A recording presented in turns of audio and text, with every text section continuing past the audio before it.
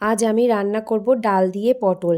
আমি এই রেসিপিটা ইউটিউবে দেখছিলাম, তাই জন্য ভাবলাম একটু ট্রাই করে দেখি কেমন লাগে। তাই জন্য আজকে রান্না করব ডাল পটল। এখন তো পটল অ্যাভেলেবেল, সব বাড়িতেই পাওয়া যাচ্ছে, তাই ভাবলাম পটলকে একটু ভিন্ন কিছু ট্রাই করা যাক। পটলগুলোকে আমি আস্ত ছিলে নিয়েছি, একটু একটু খোসা রেখে ছিলেছি, আপনারা দেখতেই পাবেন। এবারে আমি মশলাও কেটে নিয়েছি, পেঁয়াজ, আদা রসুন বাটা সবটাই প্রায় হয়ে গিয়েছে। এবার আমি সাদা তেলে পটলগুলোকে একটু ভেজে নেব। চেষ্টা করবেন মাঝারি সাইজের পটলগুলো নেওয়ার। গরম হয়ে গিয়েছে, গরম হয়ে গেলে পটলগুলো সব দিয়ে দিয়েছি, দিয়ে একটু নাড়াচাড়া করে নিয়ে এর মধ্যে একটু নুন আর অল্প একটু হলুদ দিয়ে নাড়াচাড়া করে একটু লাল লাল করে ভেজে নেব।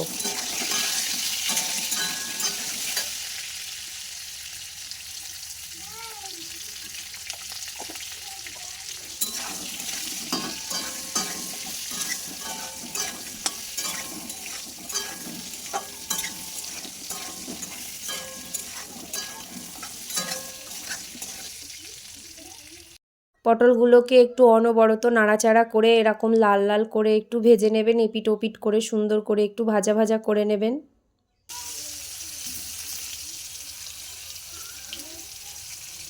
পটলগুলো ভাজা হয়ে গিয়েছে, এবার আমি একে একে পটলগুলো সব তুলে নেব।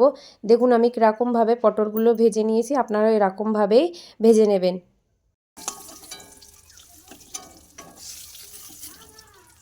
পটলগুলো সব আমি তুলে নিয়েছি।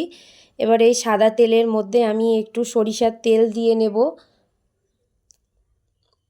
তেল দিয়ে এর মধ্যে ফোড়নে আমি শুকনো লঙ্কা দিয়েছি, তেজপাতা দিয়েছি, আপনারা চাইলেন কাঁচা জিরেও দিতে পারেন, আমি এই দুটোই দিয়েছি। শুকনো ঝালটা একটু ভাজা হয়ে গেলে এর মধ্যে আমি এবার পেঁয়াজ কুচিটা দিয়ে দেব। পেঁয়াজ কুচিটা দিয়ে সুন্দর মতো একটু নাড়াচাড়া করে লাল লাল করে ভেজে নেব।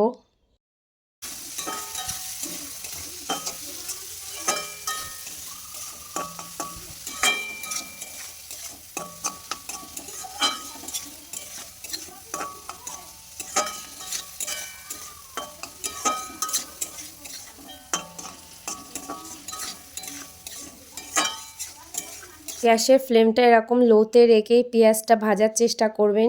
পেঁয়াজটা আমার একটু লাল লাল করে ভাজা হয়ে গেলে এর মধ্যে আমি ঝাল কুচি দিয়ে দেব, দিয়ে এর মধ্যে আমি আদা রসুন বাটাটাও দিয়ে দেব। কিন্তু আমি আজকে এটা প্রথম ট্রাই করছি ডাল দিয়ে পটল রান্না, ওই জন্য আমি একটু অল্প করেই করছি, জানি না কীরকম খেতে লাগবে না লাগবে, ওই জন্য একটু অল্প করেই ট্রাই করছি। পেঁয়াজে আদা রসুন ঝালের কুচি দিয়ে একটু সুন্দর মতো করে মশলাটা একটু কষিয়ে নেব। আপনারা চাইলে এই পর্যায়ে একটা টমেটোর কুচিও দিতে পারেন, তবে আমার কাছে ছিল না, ওই জন্য আমি ওটাকে স্কিপ করেছি। তো এখানে মশলা দিয়ে ভালো করে একটু ভেজে নিয়েছি। এখানে আমি একটু সামান্য পরিমাণে হলুদ আর অল্প একটু নুন দিয়েছিলাম, যেটা আমি স্কিপ করে গিয়েছি।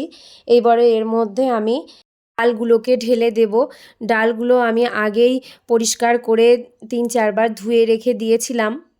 ডালের পানিটা একদম এখন শুকিয়ে গিয়েছে, আমি অনেক আগেই ধুয়ে রেখে দিয়েছিলাম। ডালটা দিয়ে একটু নাড়াচাড়া করে নিয়ে এর মধ্যে আমি পটলগুলোকেও ঢেলে দেব, দিয়ে সুন্দর মতো করে একটু নাড়াচাড়া করে নিয়ে মশলার সাথে একটু কষিয়ে নেব ডাল পটলটাকে। একটা কথা শেয়ার করি, সেটা যে রান্নাই হোক না কেন, মশলা দিয়ে যে সবজি বলো যাই বলো, সেটা যদি সুন্দর মতো কষানো হয়, এখানেই রান্নার টেস্টটা মূলত আসে। মশলা দিয়ে যে কষানো, এই কষানোর মধ্যেই রান্নার টেস্টটা আসে। আমার মতামত জানালাম আপনাদের সঙ্গে। তবে এরকমভাবে আমি রান্না করি, আমার রান্না খুব একটা খারাপ হয় না। আমার শ্বশুরবাড়িতে বলো, বাপের বাড়িতে বলো, আমি যেখানেই রান্না করি টুকটাক সবাই পছন্দ করে। এর মধ্যে আমি নুন, হলুদ আর একটু ঝালের গুঁড়ো দিয়েছি, দিয়ে একটু মশলার সঙ্গে ডাল আর পটলটাকে একটু কষিয়ে নেব। কষিয়ে নিয়ে এখানে আমি পানি ঢেলে দেব। এখানে চেষ্টা করবেন একটু গরম পানিটা দেওয়ারই জন্য, তাহলে ডালটা একটু তাড়াতাড়ি গলে যাবে।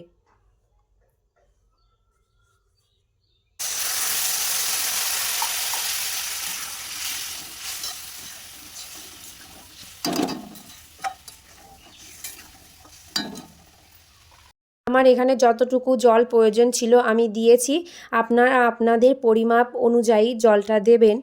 তো আমার দেওয়া হয়ে গিয়েছে, এবার ঢাকনা চাপা দিয়ে ফুটতে দেব।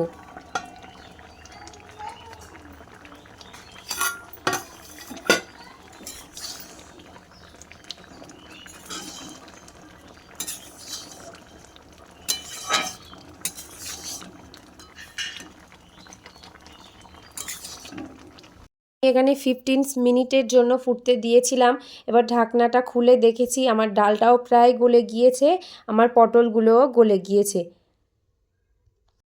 আমি এখানে একটা ভাজা মশলা তৈরি করেছিলাম, সেটাকে একটু দিয়ে দেব। ভাজা মশলায় আমি দিয়েছিলাম রং ফুল, এলাচ, গোলমরিচ, জিরা। ভাজা মশলাটা দিয়ে এখানে আমি একটু মিট মশলা দিয়েছিলাম, সেটাকে দিয়ে একটু নাড়াচাড়া করে নেব। মোদ্দা কথা হচ্ছে, আপনাদের রান্নার জন্য হাতের কাছে যে সমস্ত মশলাই থাকবে সেই মশলাগুলো দিয়েই ট্রাই করবেন, এত কিছু না থাকলে দেওয়ার দরকার নেই। আমি যে রেসিপিটা দেখেছিলাম তাতে এইগুলো দিয়েছিল, তার জন্যই আমি দিয়ে ট্রাই করে দেখছিলাম যে আসলে এ খেতে কেমন হয়। তবে এ খেতে খুব সুন্দরই হয়েছিল। আমি ভেবেছিলাম হয়তো পটলগুলো খেতে ভালো লাগবে না, কিন্তু অনেস্টলি খুব সুন্দর খেতে হয়েছিল। আমি আশা করিনি এত সুন্দর হবে। নামানোর একটু আগে আমি ঘি দিয়েছিলাম। এটাই আমার রান্না শেষ।